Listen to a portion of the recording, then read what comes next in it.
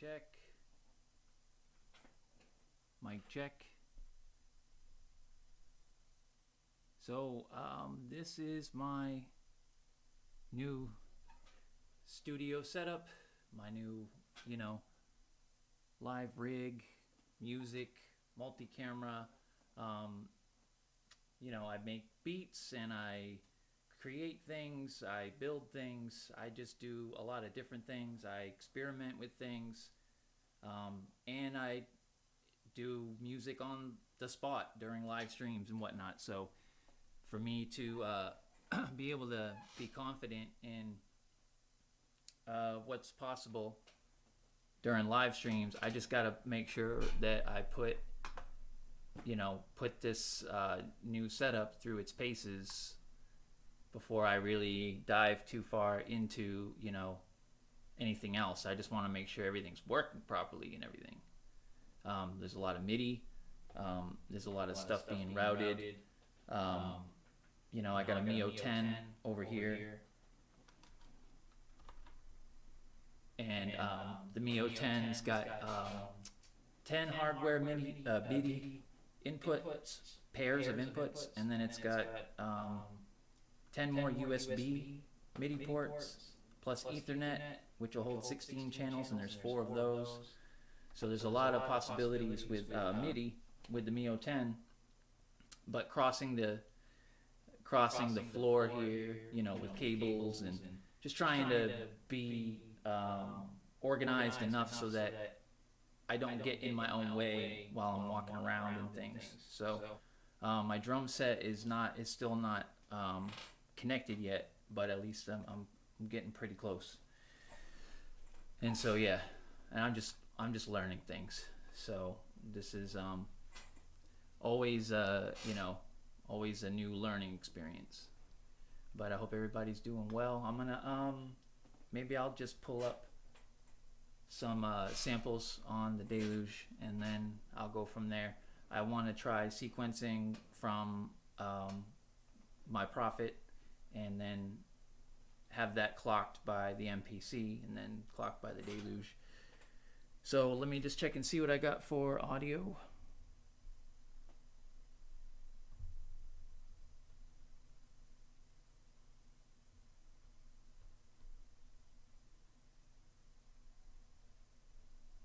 Okay.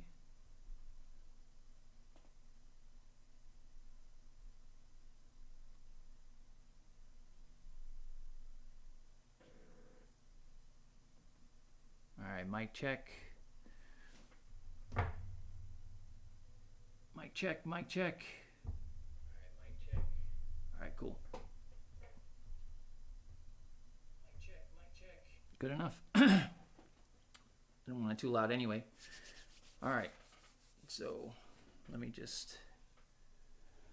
So there'll be a little bit of setup here and stuff because I haven't been over every piece of equipment and how it pertains to the workflow. So I'll actually do some explanation on how I'm routing this stuff and how I'm using it, so that you can understand what it is that makes this workflow cool.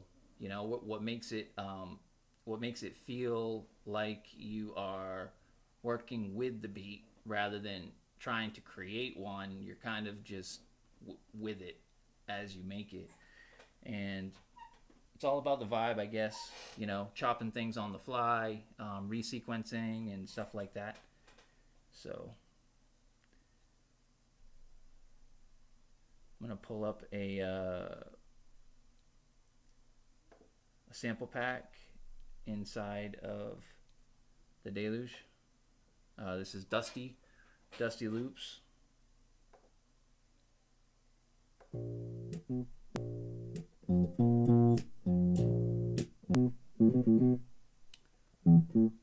Is that getting in to the stream?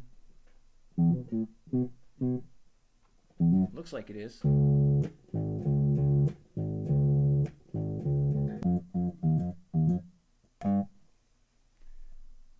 Try. What I'm going to do first is get some drums going here.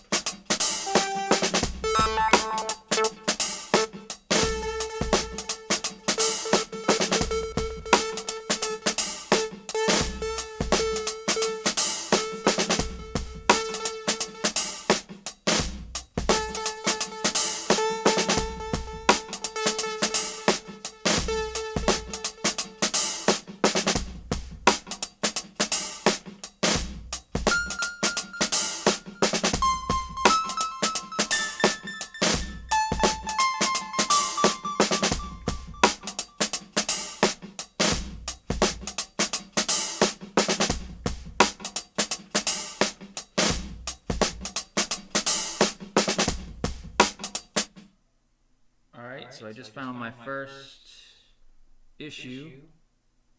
So the deluge needs to send clock to the prophet. So I gotta change that setting using the iPad.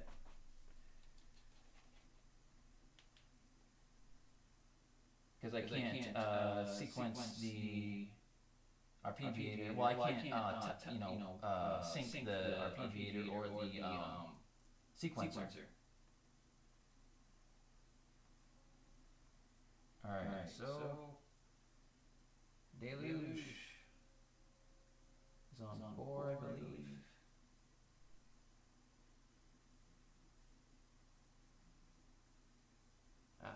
Here we go. Let's see if that does it.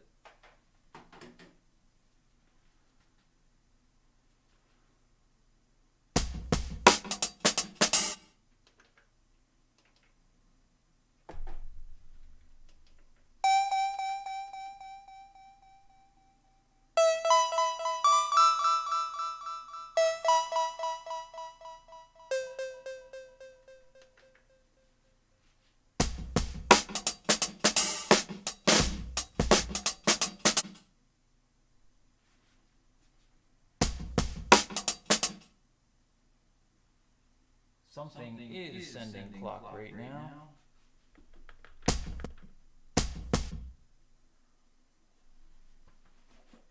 This thing Yeah, it's my Rev 2 is actually sending MIDI right now. It's sending clock for some reason. So that's not a big deal.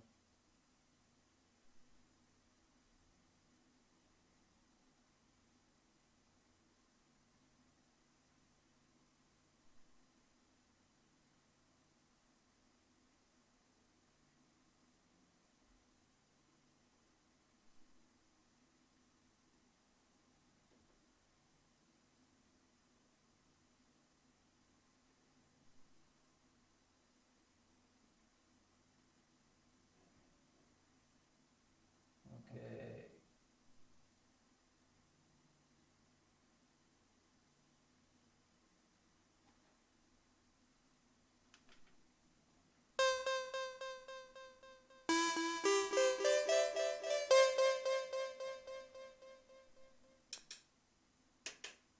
I need to make sure.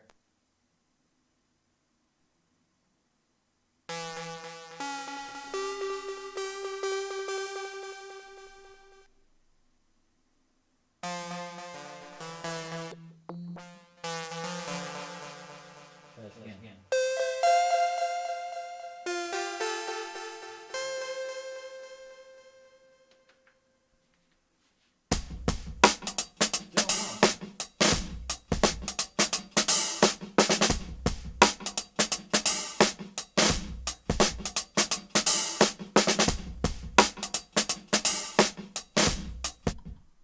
Maybe my deluge is not sending clock. Let's see.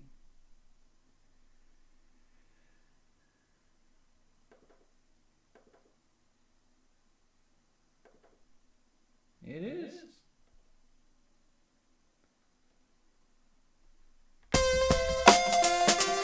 Okay. So it's getting clock from my MPC for some reason. But it's not getting it from my deluge alone. That's all good though. I'll just use my MPC as the main sequencer.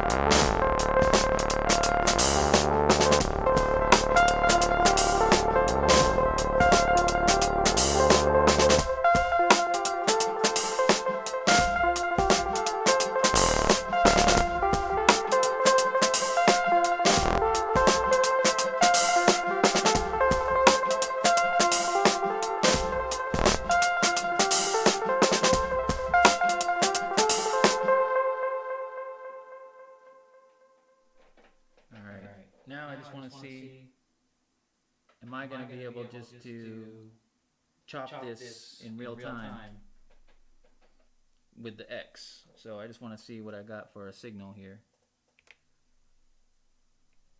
I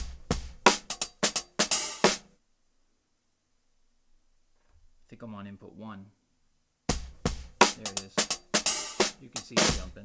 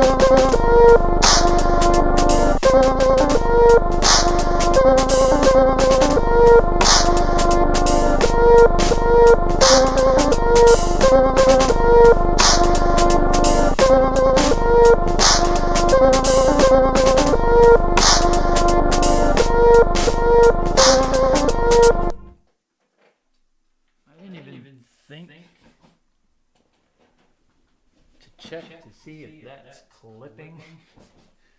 Jeez. That's why I call it a test. Oh. That could have been clipping the whole time.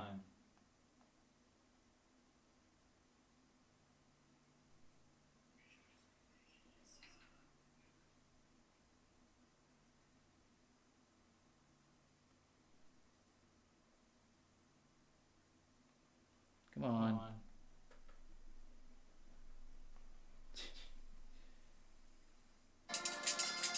Wow. Pretty loud.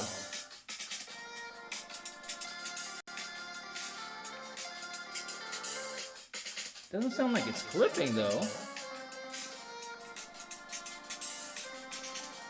So it's kind of pretty accurate actually to what I'm hearing in my studio. So that's good, but I'm noticing that I'm losing a little high end. So let me adjust the stream real quick. So I've learned just to dial in, you know, the stream itself. Oh, learning to, I guess. So I'll check to see if this helps.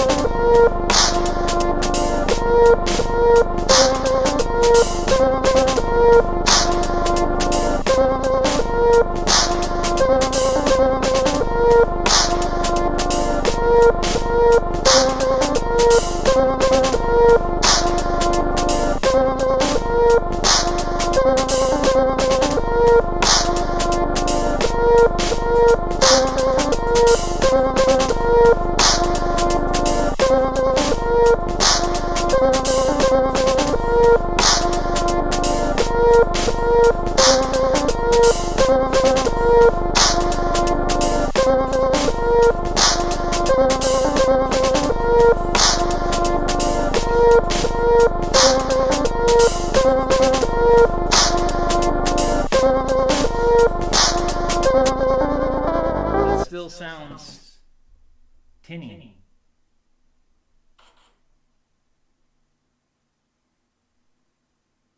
That's weird.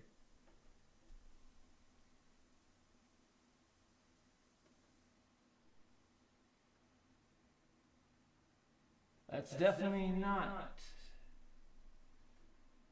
exactly the same as I'm hearing. Oh. Okay. I made some big changes just before I made my move. I was actually just doing some testing on some different things, and I think I see what I did. Because I'm hearing a lot of mids and high, like a lot of mids and mid-low.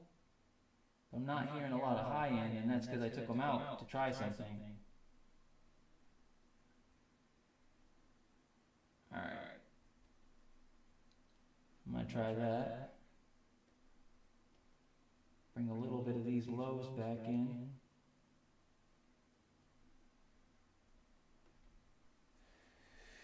Cool. Let me see if I can even see that.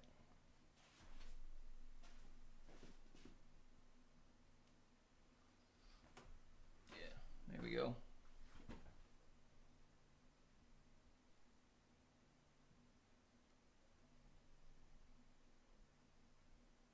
All right.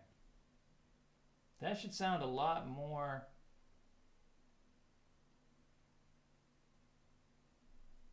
There should be a lot more range. Might be too loud. Hold on. I'll bring it in slow.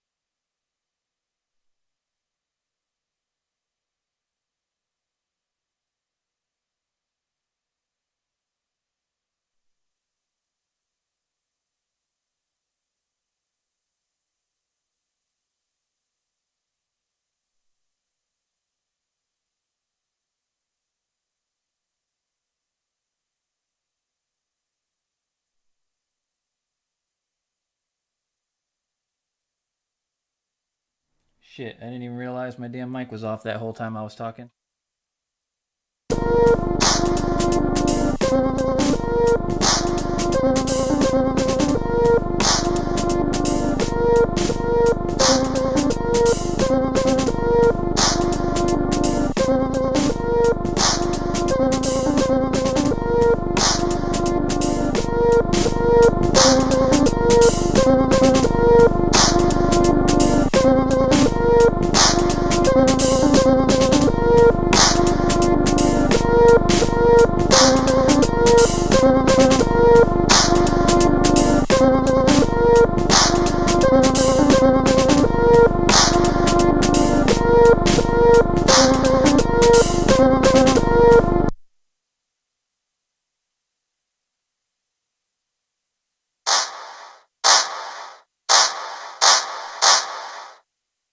That sound comes through particularly bad.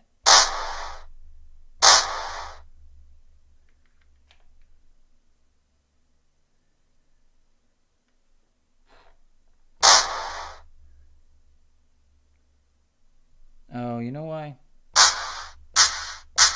It's modulated so much.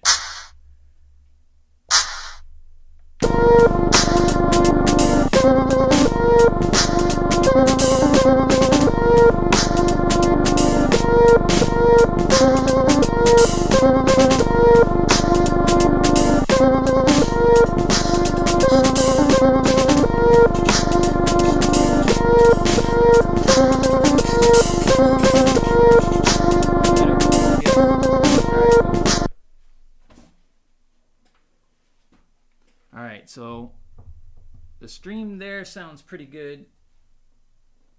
Now I'm going to try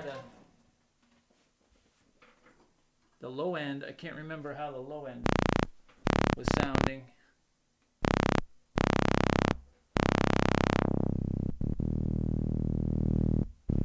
Is that clipping?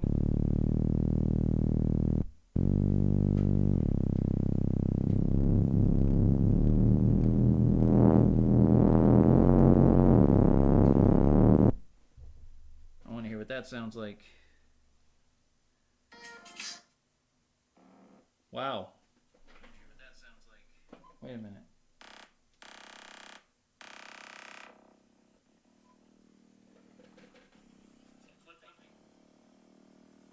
Holy shit. That's crazy.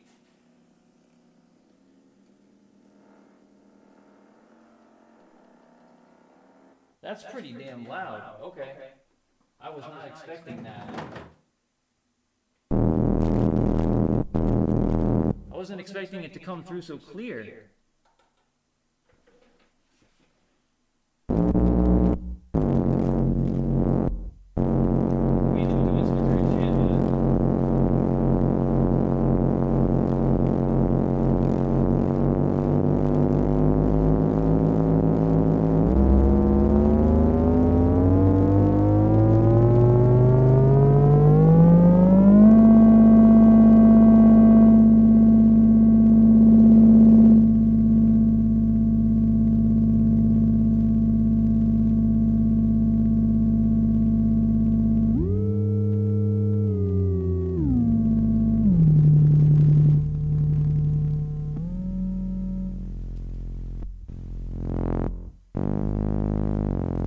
one oscillator.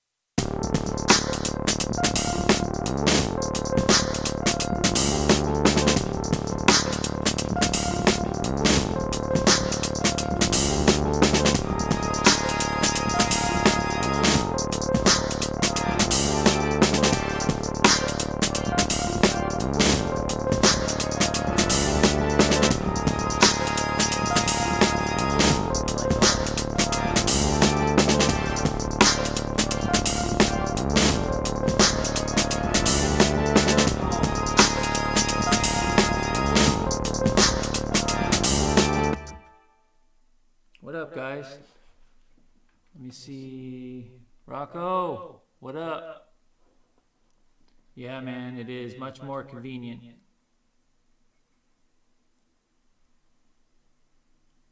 Yeah, man, thank you, man. Thank you. I've really worked at trying to get this stream to sound the right way, the way I want it to sound. Hey, what up, Lifted? Thanks, man. Appreciate it. Thank you, man. What up, Kane? Good to see you, man. Hey, what up, Queen City? RD, Bobby. What's up, my man? Good to see you, bro. Thank you for being here. Thank you guys all for being here. Just working through some things, like getting all the stuff dialed in. Tearing everything out really tested my my knowledge base, because that was a pretty quick flip. I was over there a week and a half ago, and now I'm over here, and I was able to do all the design work, and you can see all the painting and shit that I did. All of this is all new paint, all new stain. I built these. I sewed these. And these over here, I built those. I got fabric. I got this fabric and that fabric over here, and built these. And then these dope ass carpets, man. They just like, and then I got this traffic light, which I thought was cool. I haven't even tried it yet. I just like it. And yeah, the whole idea was just to get, I mean, over there is 3 more of these desks that I built. But I wanted this. So I'm going to use those. I'm going to call that over there side B. So side A over here, you know, is pretty much set and ready to go. But side B,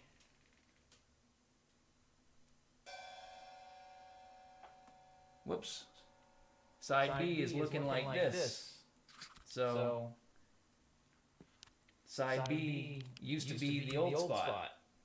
So now I just gotta, you know, get the rest of it situated. I'm gonna have, so I'm gonna have like my, basically what you see here is kind of gonna be mirrored on the other side. So this is why. You see the speakers, people keep kind of like saying that it's odd placement, and it is odd placement for monitors.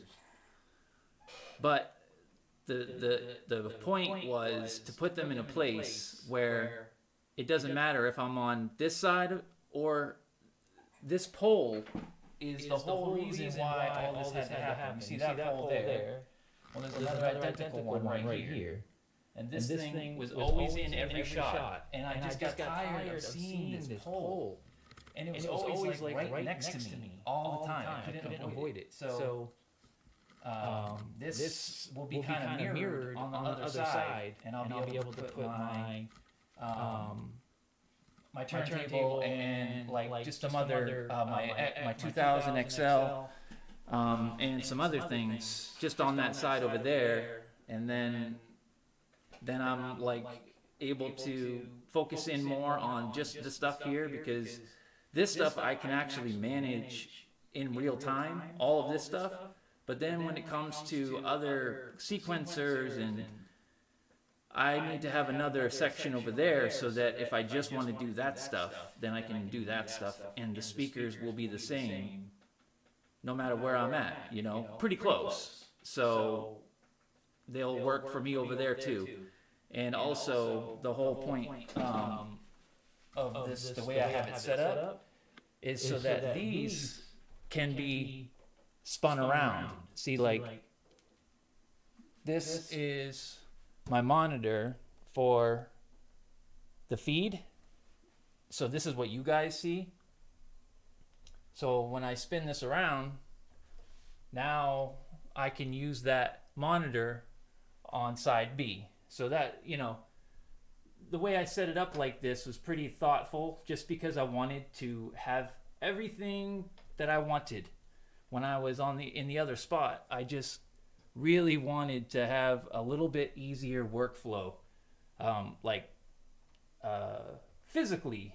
You know, the how many times do I have to like go back to hit a fader on my mixer, because I would have to slide backwards quite a ways in my chair to get to the mixer. So I just wanted a bit more sensible workflow. So now I kind of have access to everything. I still have to do a little bit of adjusting, probably. Maybe move this back just a little bit. But I like just having everything right here. It's good for me. And I think it looks cool. And the best part is that I'm finally able to take advantage of the natural light. So when the light comes through this window, this camera right here, it just totally bounces off all of this equipment right into the camera. And it looks great. It looks great. It's all like clean looking and sharp. I have one gripe. So my switcher will do 3 cameras, and this it's very, very difficult. If anybody's ever tried this, to use 2 cameras in one live stream, it's very difficult because it's hard to get the colors to match just right. So, and unless you have the exact same kind of camera. And so I got one GoPro, and I'm using a DSLR on the other side. So I can see right now that this needs a bit more color. So I'm going to bring up the color a little bit to try to match it and see if that is too much. That was better. That's better. But it's hard to like get the colors to match just right. So I spend a lot of time like OCD, you know, trying to get shit the way I want it in my mind, the way I see it in my mind, so that I can just get on with the other stuff. It's hard for me to focus on creativity when I'm trying to manage other shit. So I'll get all this styled in just right, and then it will be off my mind. So, but that was what I was going to say, is I'm probably going to invest eventually into into either a matching camera or a set. You know, 2 cameras. I don't need expensive stuff, but I think if I have this nice Canon 80D, you know, with a nice EOS. Wait a second, what is that? I think that's a 25mm lens. I should probably get another Canon. I have an EOS M, but the thing is that has a live view shutoff. So at 30 minutes, it goes black. Not good for me for live streaming.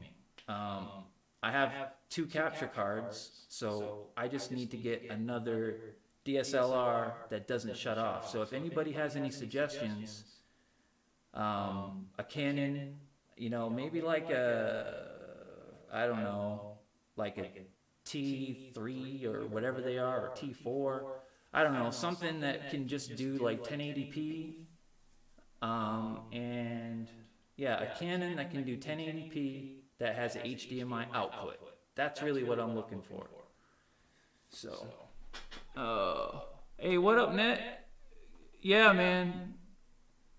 No, this, so Netmaker was just asking about a studio. Yeah, oh, Studio B, yeah. Okay, no, Studio B is just the other stuff that I have that I haven't put in here yet. That I haven't like plugged into the mixer, because I've got like a circuit. I've got this thing that I don't even use these, to be honest, and I'll probably sell this, but I just haven't sold it yet. This is a where am I? Okay. So that's an Ovation. Yeah, this is the KS rack. So this KS rack, it's a 4-track multi-timbral synth, and I just haven't used it. So I was gonna put it on the other side with the other desks, because I have 5 of these desks that I built like 2 years ago, but I didn't paint the other ones because I wasn't gonna use them. So I'm gonna put them on the other side and call that side B, I guess. I don't know. I'm open to suggestions. That's actually not very creative at all. So, yeah, I'll use anything other than that. But anyway, yeah, so good to see you guys. Thanks for checking it out. I am pretty happy with the way it looks, especially like in low light. I'm really impressed with the low light. It's hard to get good low light, images. So that drum set looks pretty decent, and this GoPro is not a DSLR, but it still looks pretty good to my eye. I'll have to look it back on it and see.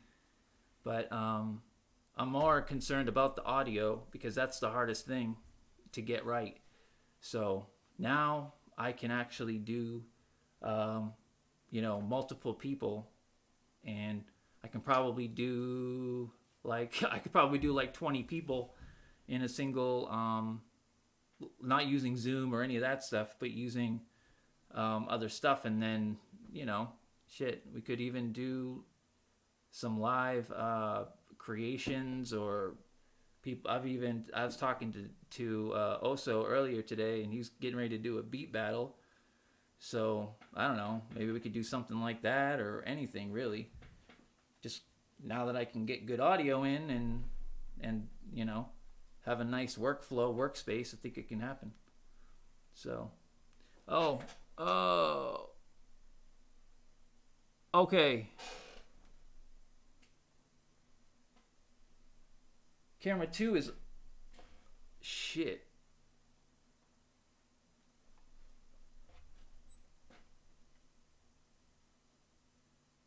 Thank you. Please, if anybody hears anything else that sounds off, let me know. The audio on the second camera is supposed to be muted, but I remember unmuting it for something.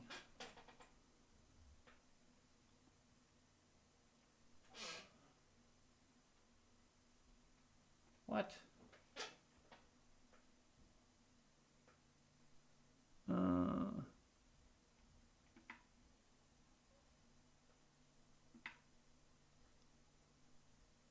Oh. Okay, I got you. There. Tell me if that's better. Is that better? I don't want any duplicated view audio, I should say. But that should do it, I hope. Let me know. Okay, so let me tell you, you asked about the mixing board. So that's a Q32. It's an Allen & Heath Q32. You know what I can do? I can actually use this guy. Check this out. I'll show you with this. It'll be a little easier, I think, for me.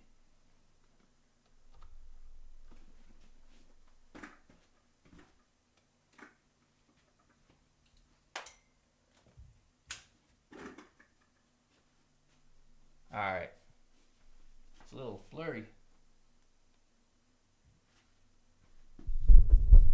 All right, can you hear me all right? I hope you can hear me all right. Okay. Allen & Heath Q32. So this has 38 inputs. Actually, it has 40 inputs, but and it has XLR and line. But you can only multi-track record the first 32. So channels 33 and 34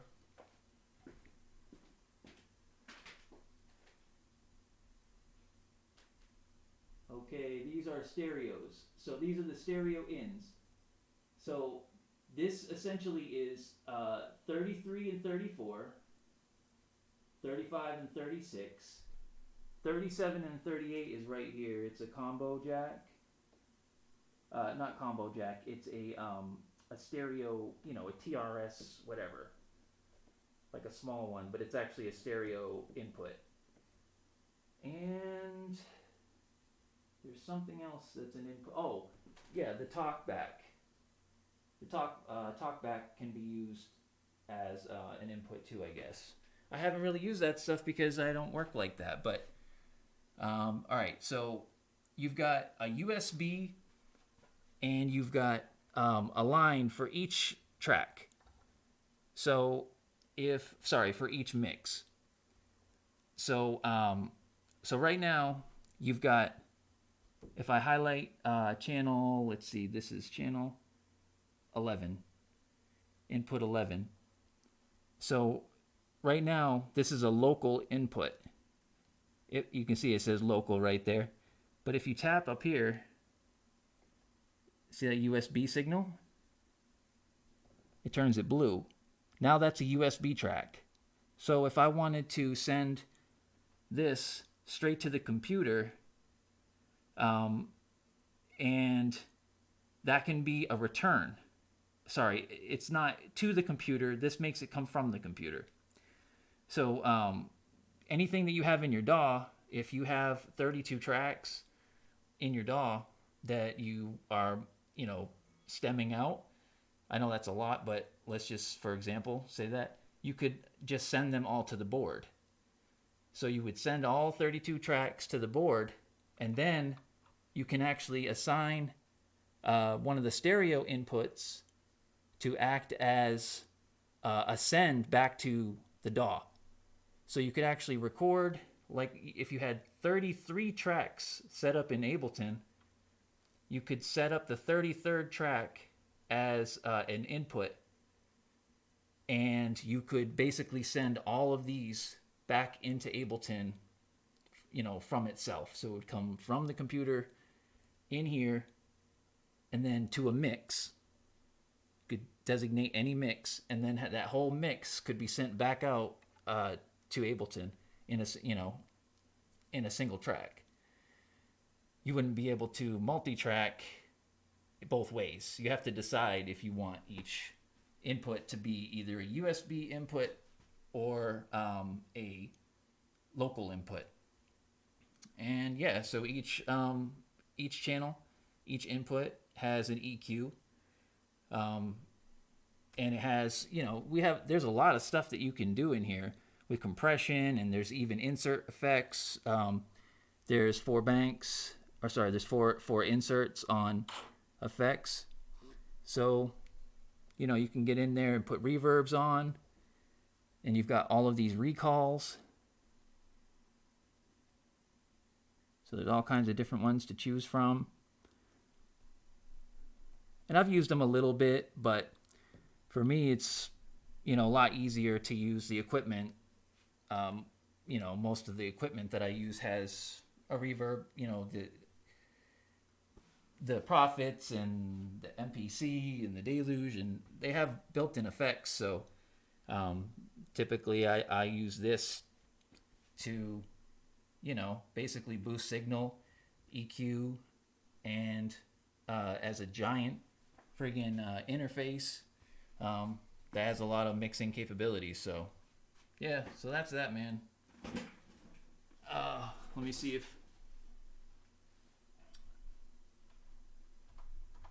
get rid of that. Yeah, so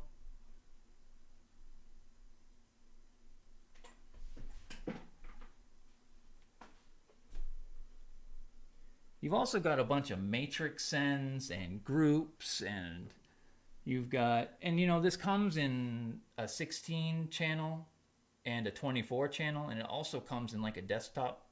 There's a desktop version of it that doesn't have the display and all that stuff, but this is definitely way overkill for like a home studio. But at the same time, you can't go wrong when you invest in quality stuff. I mean, I bought several crappy interfaces, and I just kept running into problems. I was replacing computers because I thought it was my computer, and the whole time it was the interface and the drivers, and I just wanted to have something that worked in standalone mode, because that doesn't need to be plugged into anything, and that does DAW-less recording too. So you don't need a DAW to record multi-track audio. You just need a thumb drive.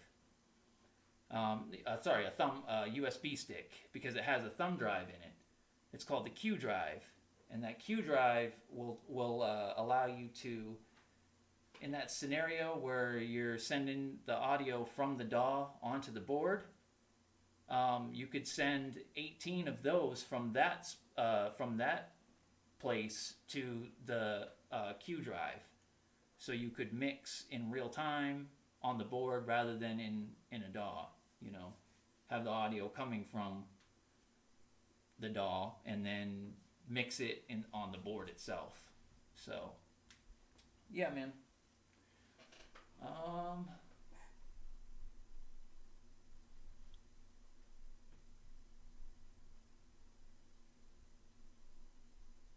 So it has. I'll show you what it has on the back. Um, you said optical. I don't know. It does not have optical, but it does have. They call it like the D snake or whatever. There it is, and it's got Ethernet. So right now it's connected to the internet because I can use my iPad to control the faders and to control other parameters. I can do a lot of mixing right from the iPad wirelessly. So it's got that. Oh, my shit shut off. Man, it's awfully dark. I don't know if this is coming through, but you got the D snake, and then you've got your Ethernet, and then your USB. That's all your USB audio right there. And MIDI. All that MIDI and all that audio. But you know what, Net? Honestly, man, I would steer you towards one of those friggin' Tascams, man. Like those like I can't remember what they're called. If they're called like the Tascam 16 or the 22. That's where I would go if I were in the market for a new mixer. That's probably where I would go. I probably wouldn't go with the MTK. The Soundcraft, the MTK. There's like an MTK 12 and an MTK 22. I do know some people that have them and they say they like them, but I have actually had to help a lot of people get them working properly. And so if it's that hard, then I would say, man, those friggin' Tascams, they look like they're simple. They've got a lot of ins and outs, and I think they work in standalone. So that's a plus. And it does the USB recording too. I'm pretty sure. Multi-track.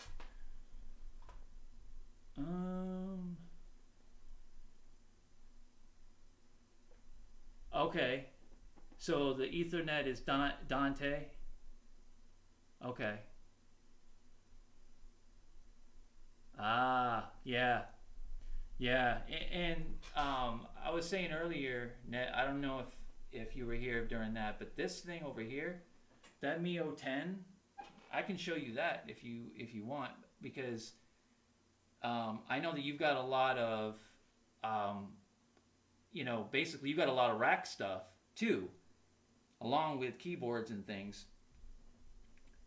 So I would think that something like this, you might already have a MIDI patch bay, but these are the newer versions of what they're doing now with the Ethernet MIDI and all that.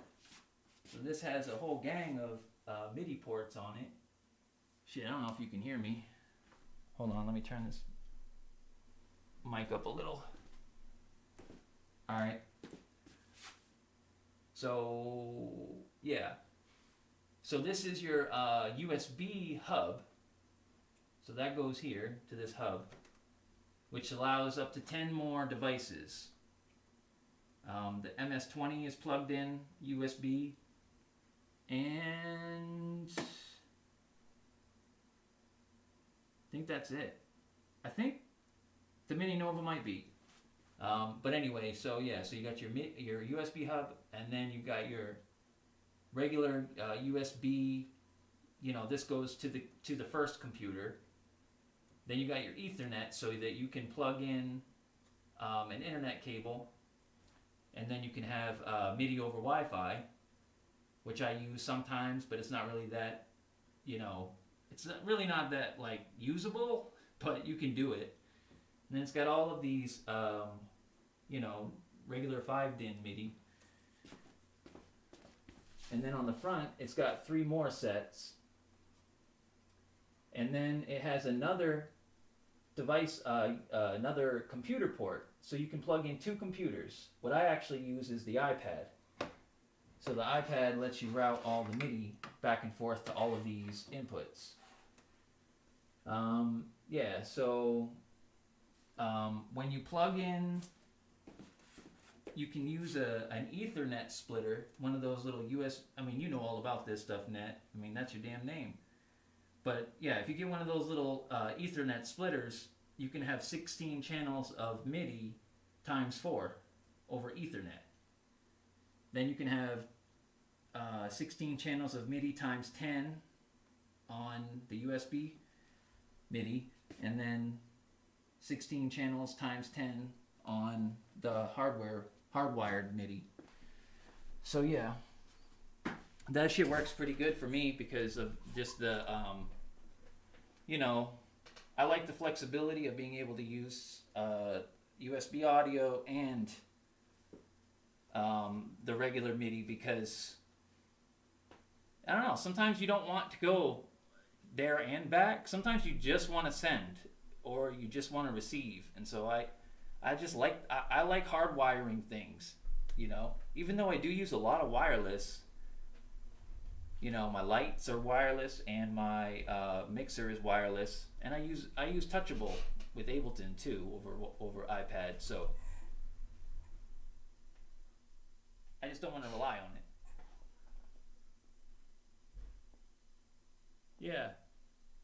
Yeah, man, that's the one right there, bro. That X32, that's the one I was gonna get just before I got this, because the Tascams weren't out yet 2 years ago. So, I was looking at them, and they were just about the same price.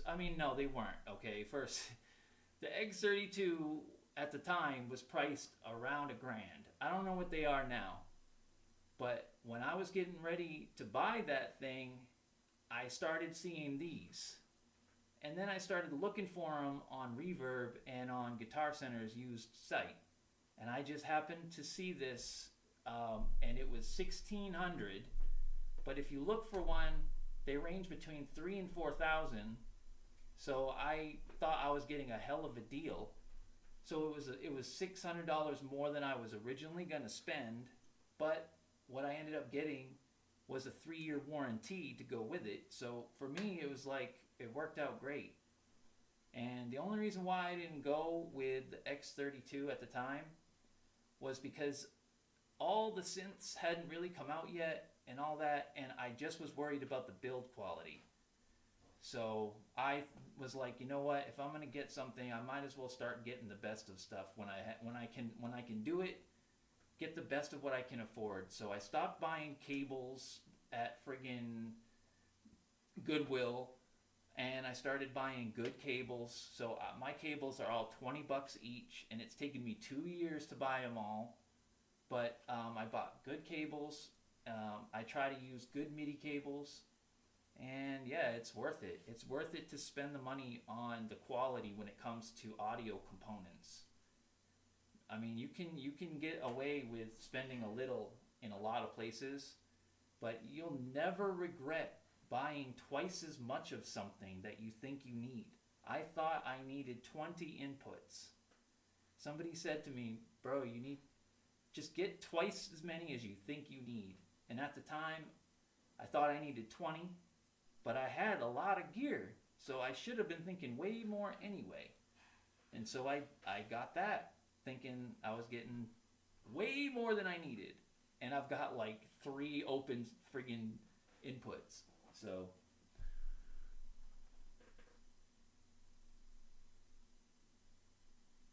yeah, Yeah, it's that I love the way that the X32 looks more than that, you know.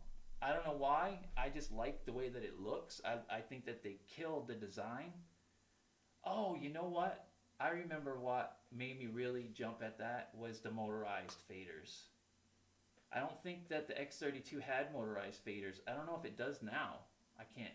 Not that that's a big deal, but at the time when I had that bigger setup, I had to go quite a ways to like do shit. You know, if I'm like needing to turn something down, I had to like slide like 10 feet back to hit the faders. So I needed an iPad to be able to control things from different places. And the motorized faders, and knowing that it was compatible with iPad, it's just like, yeah, I got to do that. So, yeah, exactly. You need 40. Yeah. All right, hey, Luce. Good to see you, bro. Peace, man. I didn't even know you were here. Did you announce your presence? Did I miss it?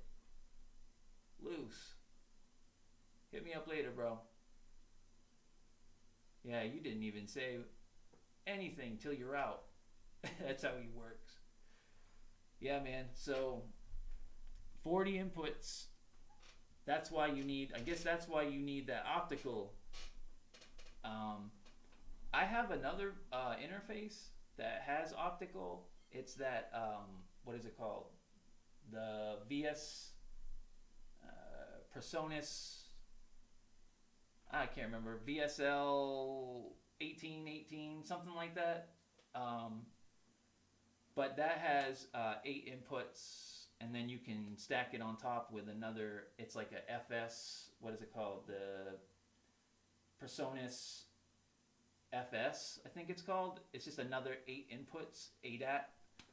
So I have that, but I was getting so much crackling and popping, and I just didn't know how to. I guess I didn't know how to like. I don't know if it was a clock issue, like between the B and C cables, because that I was using B and C cables and all that.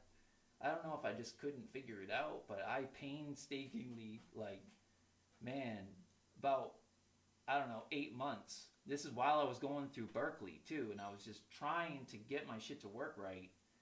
I was trying to hand in assignments and stuff with all this crackling and popping, and it was terrible, but I got through it.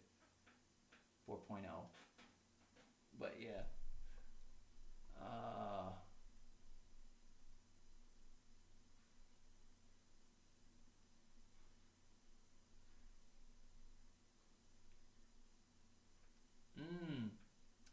Hey Kane, somebody I know is using that fader port. Does that work with Logic? He loves it, man. He loves that thing. Oh yeah, the 18, exactly, man. They're like the same kind of machine. It's, I love it, but I don't know why I was having all that problem, and I actually bought a new computer thinking that that was gonna fix it, and that didn't work, and I was pissed because I almost threw that computer away. I have a laptop, a really nice laptop actually. It's a really nice laptop, and I almost threw it in the garbage. I was so pissed.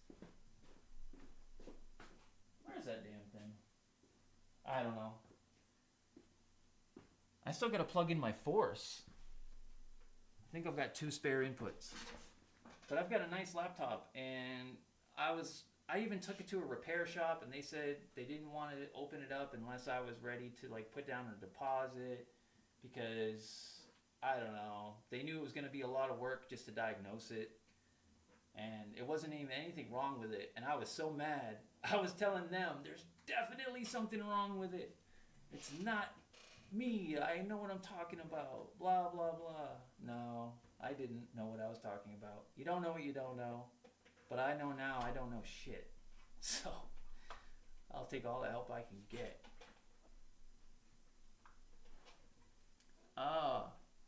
Yeah, man. That trying to think. There's such a cool thing. Is it Logic or is it Pro Tools that's doing clip-based stuff now? I really want to try that for some reason. I mean, I know I have Ableton, but for some reason, like, I want to try Bitwig, and I want to try the new, I think it's Logic. Pretty sure it's Logic. Maybe it's not. I've only used Ableton. Like, I've used Persona Studio 1 a little bit, but yeah, once I learned Ableton, I didn't really see a need, because, I mean, I don't do a lot of work inside of the computer as far as like mixing and things like that. I only own like 2 VSTs. It's like one I got 2 weeks ago. No, I would say 2 months ago. Shit, time is flying. Is anybody noticing that it's like time is just escaping so fast? I can't believe it's like in the middle of June. I feel like it was just March, like yesterday. We literally got snow here 5 weeks ago. So for me, it's just like I'm still coming out of winter, and now summer's half over. It's like time is just flying by, and it's crazy. I mean, I'm keeping up with it. There's a lot going on in the world right now, and I'm keeping up with it. But I'm seeing how, like, I'm getting absorbed in a lot of this other stuff happening. And it's important, you know? It's important to...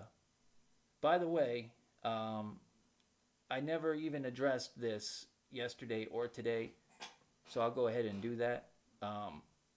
To the subscriber that went ahead and unsubscribed and let me know that he wasn't feeling the anti-racism conversations I was having on here, go fuck yourself. And of course, thank you for unsubscribing, you fucking prick. So that's Hands in Your Pants, if anybody would like to know. HANZIN space YERPANTZ. So Hands in Your Pants. Told me he wasn't interested. I'm unsubscribing.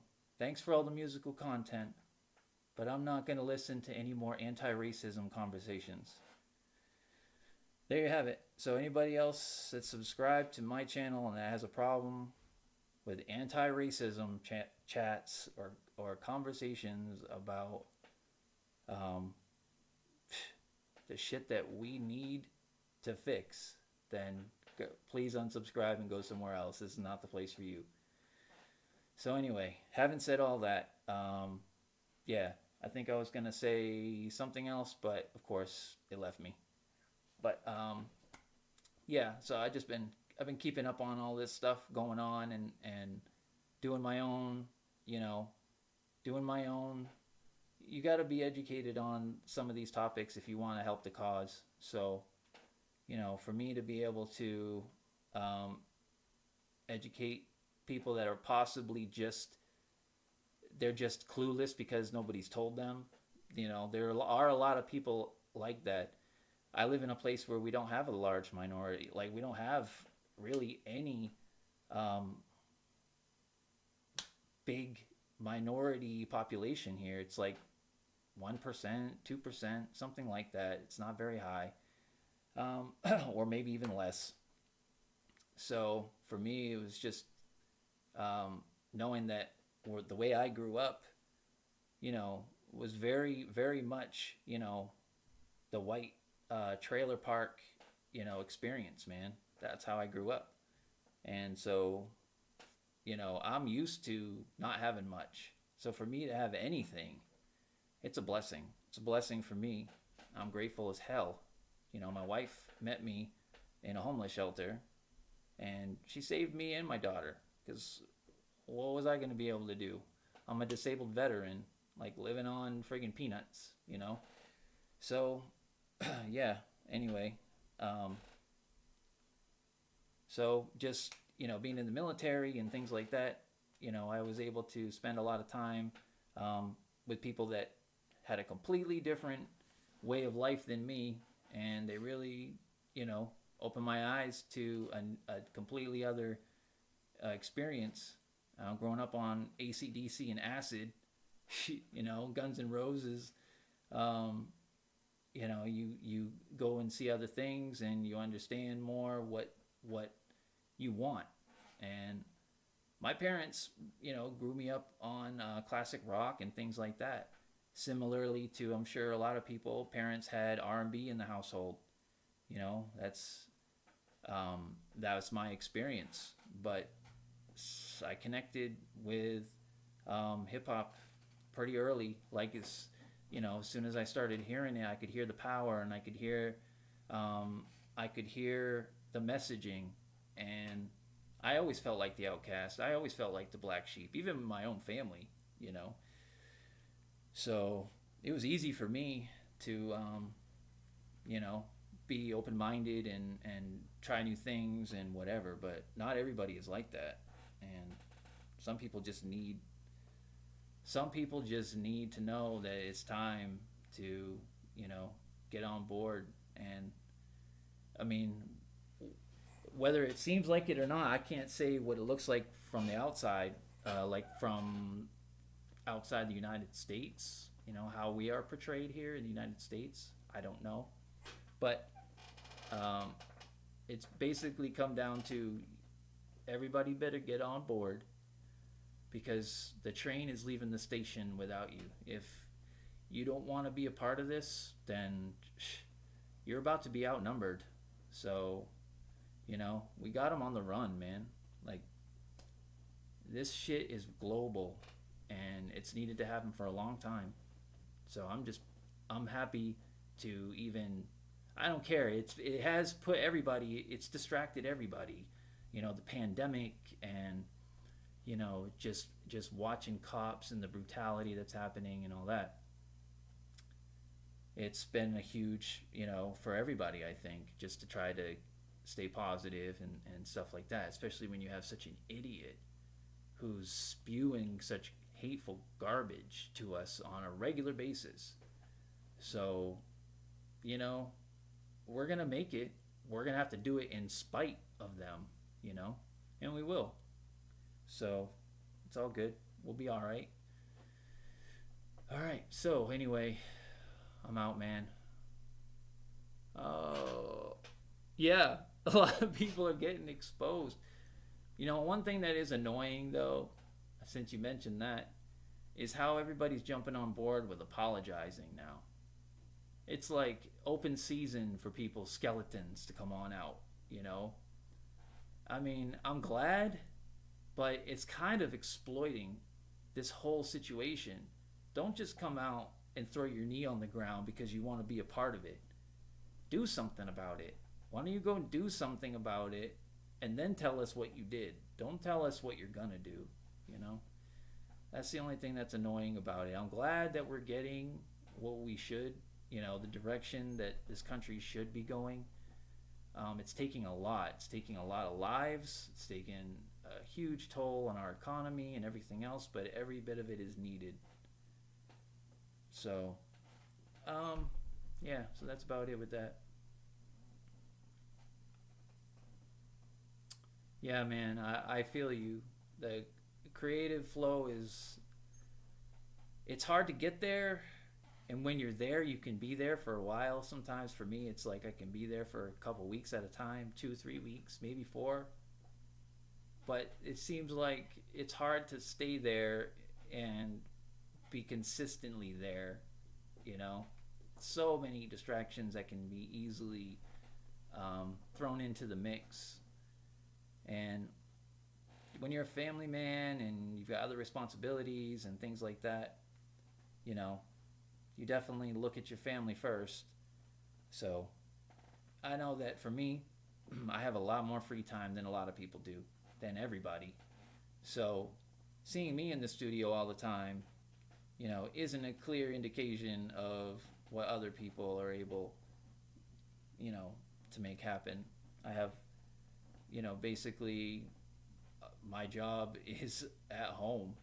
My wife is a board certified psychiatrist, so she has a lot of business that she takes care of in and around the home. So I'm a house bitch. That's what I do. I mean, like I said, um, I've been dealing with chronic issues. It's funny. I think a lot of people will understand this.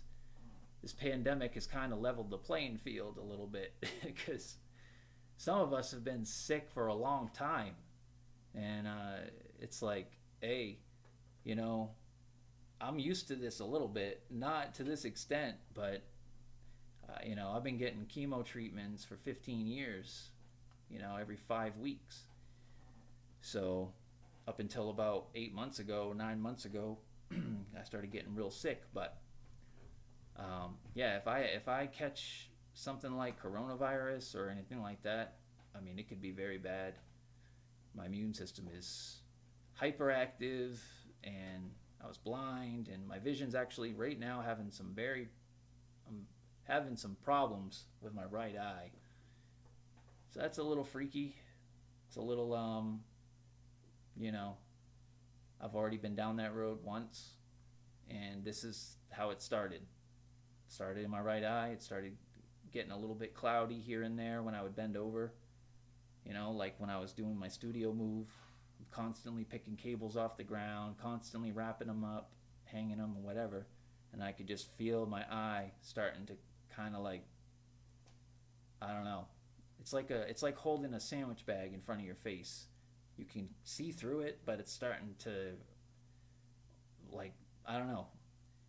Maybe like if you put an eye drop in your eye and try to look through the eye drop, it distorts things. And so at one point in time, I was, 20/400 in both of my eyes.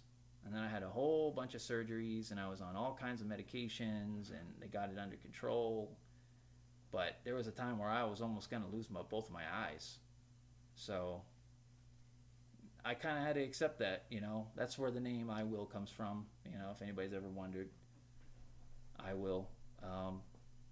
Obviously, my name's Will, but I'm the I Will. And I'm not going to give up, ever. So that's it, man. I'm out. I think I've just nilked this. But it's been cool. Thanks for being here. Thanks for chatting. It's been nice. It's been a good chat, even though it's just me talking.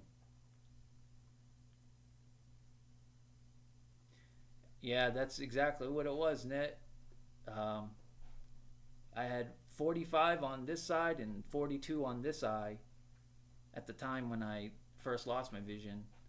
So, yeah, I had severe optic nerve damage. I had detached retina and both, actually 1.5 detached retinas, and I had this eye removed. I had this eye surgically repaired with the lens transplant surgery, the plastic lenses, and that was to remove the cataracts. And then on this side, I never had the surgery, so I still have all the cataracts. So this eye has cataracts in it, and this eye can't focus. And this eye that can't focus is now starting to get blurry on me. So I might have to, my wife tried calling me an appointment on Friday for the rheumatologist. So I'll probably be getting some more eye drops and shit soon.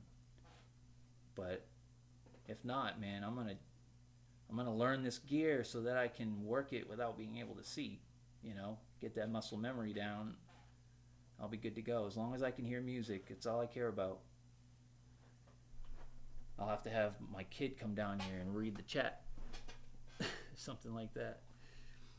But yeah, it's been nice having everybody, and I'll be back soon. Now that I know everything's working pretty good, and yeah. All right, guys. Peace, everybody.